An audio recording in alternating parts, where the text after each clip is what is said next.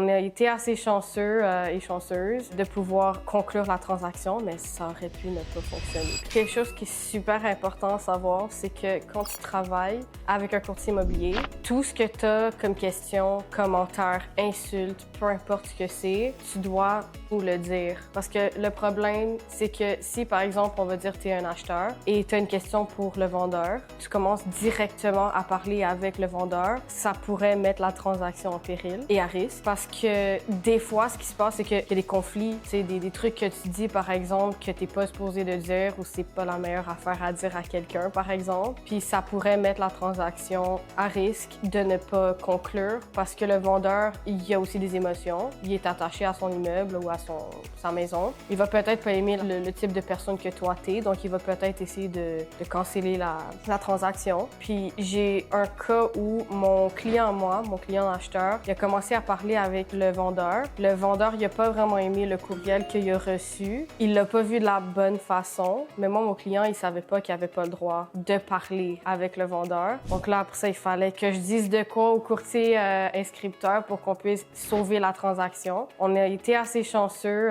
et chanceuses de pouvoir conclure la transaction, mais ça aurait pu ne pas fonctionner. Puis on était à la fin, là.